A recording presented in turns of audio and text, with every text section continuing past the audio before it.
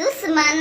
आज घर में चारों तरफ ठीक वैसे ही शांति थी जैसे कोई तूफान होकर गुजरा हो उसके पास होते हुए। तभी उस शांति को तोड़ते हुए सासू माँ मधु जी की आवाज में आई, अरे बहू, पति ने थप्पड़ मार दिया तो इसमें इतना क्या बुरा मानना। बेचारा दिन भर बाहर काम करके थका हारा घर में आता है, तुम्हारे नाजो नखरे उठाता है, तुम्हारा पेट पालता है।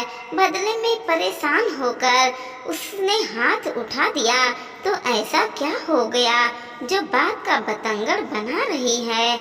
मधु जी जोर जोर से अपनी बहू को डांटते हुए बोली, तब भाभी आपका रोना धोना हो गया हो तो फटाफट से खाना लगा दो, यहाँ हम सबको भूख लग रही है। अगर खाना टाइम पर नहीं परोसा तो भैया दोबारा आपकी अच्छी खासी धुलाई कर देंगे, फिर ना कहना कि हमने समझाया नहीं था। एक तो गलती आप करो और इल्जाम पति पर लगा दो। जो नंद देविका बीच में ही बोल पड़ी, लेकिन बहू दामिनी अपनी जगह से खड़ी नहीं हुई। उसके आंसू थे कि थमने का नाम ही नहीं ले रहे थे। उसे रोता हुआ देखकर मधु जी बोली, बहू, इतनी कोमल काया वाली बनने की जरूरत नहीं है। फटाफट उठो और खाना तैयार करो। खाने में और देविका खुद की परोस लो। कहते हुए मधु जी रसोई के बाहर निकल गई। अब उठे भी जाए, नाटक लगा रखा है। अब तो मम्मी ने भी मुझे भी आपके साथ काम पर लगा दिया। फटाफट खाना बनाओ, जो जल्दी से आपने और मम्मी के लिए खाना परोस कर ले आओ। कहते हुए देविका भी बाहर आ गई और रसोई में रह गई सिर्फ दामिनी। ने चिथड़े चिथड़े हो चुके स्वाभिमान को समेट कर जैसे तैसे वो खड़ी हुई। उसे समझ में ही नहीं आ रहा था कि वो क्या करे। इसने कभी भी घर का माहौल ऐसा नहीं देखा था। मायके में माँ भैया भाभी सब थे, बस पिता नहीं थे, पर फिर भी घर में काफी शांति रहती थी।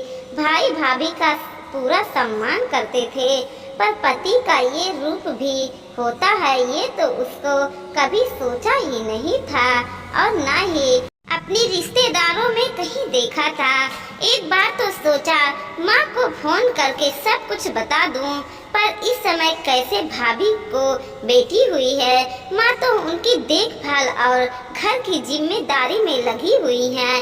फिर सोचा भैया को फोन कर दूं, पर भैया के कंधे पर पूरे घर की जिम्मेदारी है, फिर वो मेरी अपनी जिम्मेदारी कैसे उठाएंगे। कहीं भाभी नाराज ना हो गई, तो इसलिए कहते पिता का होना जरूरी है। काश आज पापा जिंदा होते तो मैं अपने मन की बात कह पाती। मन ही मन सोचते हुए उसने अपने आंसुओं को पोंछा और जाकर चूल्हे पर तावा चढ़ाया और गरम गरम रोटी सेक कर उन लोगों को खुद ही परोसा, क्योंकि मदद तो सिर्फ कहने के लिए है, असल में उसकी मदद के लिए कोई नहीं आता। सास और नंद ने भी जब खाना खा लिया तब तक उसका पति तरुण भी आ गया। मधु जी ने इशारे से तरुण के लिए भी खाना लगाने को कहा, तो दामिनी तरुण के लिए भी खाना परोस कर ले आई। तरुण ने अभी एक निवाला खाया ही था कि अचानक थाली को उठाकर उसने जोर से दरवाजे की तरफ का और जोर से चिल्लाया, ये खाना बनाया है तूने? 3 महीने हो गए शादी को, लेकिन अभी तक खाना बनाना नहीं आया तुझे।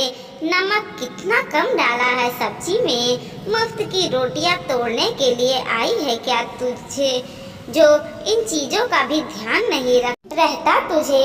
तरुण बहुत ही बदतमीजी से दामिनी से बात कर रहा था। ये देखकर दामिनी और ज्यादा सहम गई, लेकिन मधु और देविका में से किसी ने भी कुछ नहीं कहा। तब खड़ी खड़ी यहाँ मेरी मुंह क्या देख रही है? उठा ये सब और कुछ ढंग का बना कर ले आ मेरे लिए। दामिनी का उसी समय जोर जोर से रोना छूट गया। उसे रोता देखकर तरुण गुस्से में उसकी तरफ बढ़ा, लेकिन तभी मधु जी बीच में आ गई। और तरुण को रोकने की कोशिश करने लगी। वहीं देविका को दामिनी को अंदर ले जाने के लिए कहा, लेकिन दामिनी को उसके कमरे में लेकर चली गई। पीछे से मधु जी ने कहा, यह तू क्या कर रहा है, पागल हो गया है क्या? एक ही दिन में क्या अपने पति होने का सारा हक जता लेगा? इतना परेशान करेगा तो सब कुछ छोड़ छाड़ कर चली जाएगी। अरे कहीं नहीं जाने वाली, माँ बिना बाप की बेटी है। भाइया भाभी कोई जिम्मेदारी नहीं लेते और माँ कुछ कर भी नहीं सकती, क्योंकि वो तो खुद बेटे बहू की मोहताज है। इसे तो वही झेलना है पूरी जिंदगी। और फिर आप हो, कहती हो ना कि दबा कर रखा करो। पहले भी तो उसे हाथ उठा चुका हूँ, वो तो ठीक है, लेकिन भगवान के लिए घर का माहौल खराब मत कर। तुझे जो करना है अपने कमरे में कर। यह सबके सामने उस पर हाथ उठाने की जरूरत नहीं है। तुझे कुछ और भी खाना है तो बाहर से मंगवा ले, या फिर बाहर जाकर किसी होटल रेस्टोरेंट में खाकर आ जा। आज के लिए इतना ही काफी है। इतना हाथ पैर मत चला, कहीं उसे हाथ पैर टूट गया तो घर का सारा काम हमें ही करना पड़ जाएगा, और फिर उसकी सेवा कौन करेगा? चल जा यहाँ से। आखिर मधु जी के डांटने पर तरुण घर के बाहर निकल गया। इधर देविका दामिनी को उसके कमरे में छोड़कर मधु जी के पास आ गई तो मधु जी ने कहा, क्या हुआ? वो चुप हो गई, पर वो रो धोकर खुद चुप हो जाएगी। अब मुझे और ड्रामा नहीं देखा जा रहा है, मैं अपने कमरे में आराम करने जा रही हूँ, कहकर देविका अपने कमरे में चली गई। इधर मधु जी ने घर का दरवाजा बंद कर उसे फेंकी हुई थाली को उठाया और बिखरा हुआ खाना समेट कर रसोई में रखने चली गई। फिर दामिनी के पास आकर बोली, बहू तरुण की बातों को दिल पर मत लगाओ, उसका गुस्सा थोड़ा तेज है। अब 3 महीने पहले ही शादी हुई है तुझसे, तो अच्छे से पता चल ही चुका है। फिर क्यों ऐसा काम करती है कि वो तुझ पर हाथ उठाए?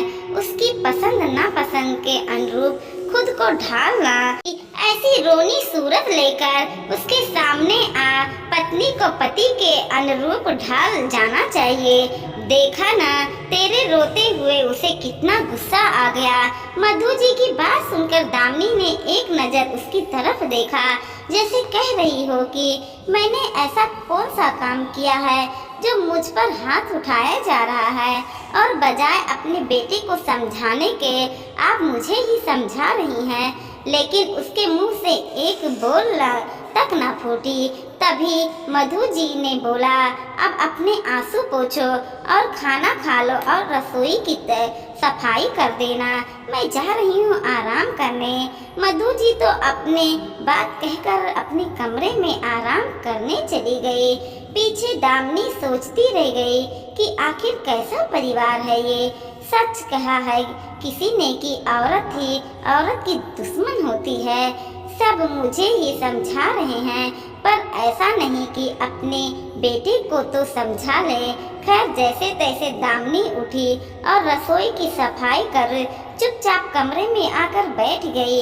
इतना सब कुछ होने के बाद भूख तो कहाँ लगी ही थी उसे। तब उसका मोबाइल बज उठा, देखा तो माँ का फोन था।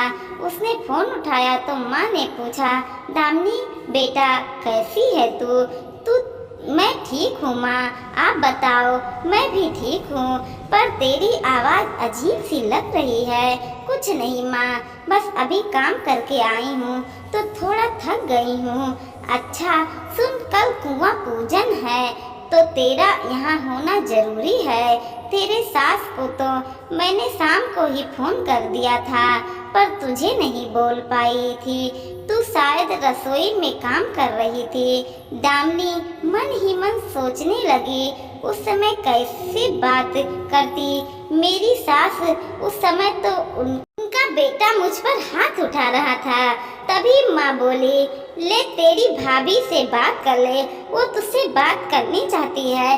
कब से पीछे पड़ी है कि दामिनी को फोन तो लगाओ, मुझे भी बात करनी है, कहकर माँ ने भाभी को फोन दे दिया। हेलो दामिनी जी, कल सुबह जल्दी ही आ जाना आप, सारी रस्में आपको ही करनी है, आखिर आप बुआ जो ठहरी, भाभी ने चहकते हुए कहा। जी भाभी। दामिनी के संक्षिप्त उत्तर से भाभी को शक सा हुआ। हमेशा अपनी भाभी से खुलकर बोलने वाले नंद अगर इतना सा जवाब दे दे तो सब तो होना लाजमी है। उन्होंने धीरे से पूछा, सब कुछ ठीक तो है ना, कोई परेशानी तो नहीं? बता। नहीं भाभी, सब कुछ ठीक है, पर भाभी का मन नहीं माना। आखिर उन्होंने कहा, तुम बताना नहीं चाहती, कोई बात नहीं, मैं जबरदस्ती नहीं पूछूंगी भी नहीं, मैं सिर्फ एक बात कहना चाहती हूँ, अगर तुम्हारे साथ कुछ भी गलत हो जो संभाला ना जा सके तो तुम वापस आ सकती हो। ये मत सोचना कि पापा नहीं है तो भैया भाभी जिम्मेदारी नहीं निभाएंगे, ये तुम्हारा घर है, तुम पूरी हक से वापस आ सकती हो। भाभी के इतना कहते ही दामिनी का रोना छूट गया, पर भाभी ने उसके रोने का कारण नहीं पूछा, बस इतना सा ही कहा, दामिनी अब तुम दो परिवारों की इज्जत हो, अपने मायके और ससुराल का मान तुम्हें रखना है, गलत करके तो कभी मत आना, लेकिन अगर तुम्हारे साथ गलत हो रहा हो तो उसको बर्दाश्त करना भी मत, याद रखना अपने लिए खुद बोलना पड़ता है। जी भाभी। दामिनी ने बस इतना ही कहा और फोन रख दिया। भाभी की इतने से शब्दों से उसे एक नई ऊर्जा मिली थी, एक नई हिम्मत मिली थी। उसे यह अच्छे से पता चल चुका था कि उसके लिए मायके में आज भी उसके लिए जगह थी, जो उसकी हिम्मत को जगाने के लिए काफी थी।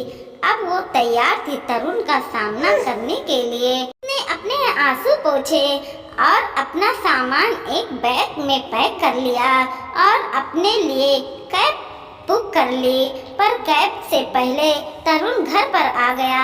मधु जी ने ही जाकर दरवाजा खोला। मधु जी को सामने देखकर तरुण ने पूछा, मम्मी आपने दरवाजा क्यों खोला? आपकी बहू कहाँ मर गई? क्या वो दरवाजा खोल नहीं सकती थी? क्या हमेशा आग उगलता रहता है? जगी हुई थी मैंने आकर दरवाजा खोल दिया तो क्या कुछ गलत हो गया क्या? इतने में दामिनी अपने बैग लिए के साथ बाहर निकल कर आई।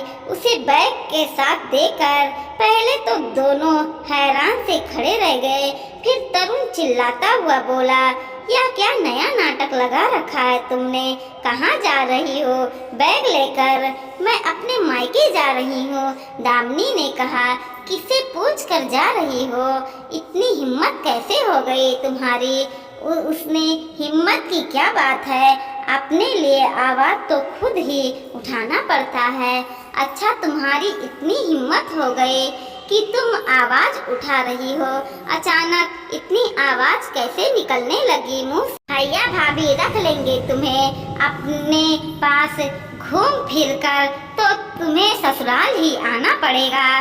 तरुण ने बड़ी कुटिलता के साथ कहा, इस गलतफहमी में मत रहना, मेरे मायके का दरवाजा आज भी मेरे लिए खुला है। इसी बीच मधु जी बोली, बहू पति की छोटी छोटी बातों का इतना बतंगड़ नहीं बनाते, वो परेशान था इसलिए तुम पर हाथ उठा दिया, पर तुम तो रबड़ की तरह बात को खींची जा रही हो। मम्मी जी, मैं आपके बेटे का पंचिंग बैग तो नहीं हूँ कि वो बाहर की सारी परेशानी मुझे पीट कर निकालेगा। सच ही कहा है किसी ने, औरत की दुश्मन औरत ही होती है। आप जो मुझे समझा रही हैं, कभी आपकी बेटी की शादी होगी तो क्या आप उसको भी यही सब समझाएंगे?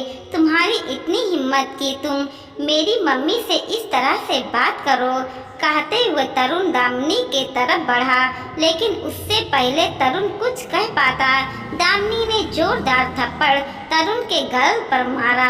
अचानक पड़े हुए थप्पड़ से सब हैरान रह गए, लेकिन दामिनी ने बोलना जारी रखा, काम जोर नहीं हूँ मैं, याद रखना। अब मुझ पर हाथ उठाया ना तो घरेलू हिंसा के मामले में जेल में पटक दूंगी। बहुत बर्दाश्त कर लिया मैंने, बस आज वो हद भी खत्म हो गया। नहीं रहना मुझे तुम लोगों के साथ, ये रिश्ता मैं यहीं खत्म करके जा रही हूँ, कहकर दामिनी घर के बाहर निकल गई। इतने में कैब भी आ गया। वो अपने मायके रवाना हो गई, लेकिन मायके पहुँचने के पहले ही दामिनी ने तरुण के खिलाफ घरेलू हिंसा का केस कर दिया। घरेलू हिंसा के कारण तरुण को जेल हुआ और उसके आधार पर दामिनी को तलाक आसानी से मिल गया। आज दामिनी अपने पैरों पर खड़ी है। भैया भाभी ने अच्छा खासा रिश्ता देकर उसकी दूसरी विवाह करवा दिया, जहां वो खुश है और सम्मान पूर्वक अपनी जिंदगी जी रही है।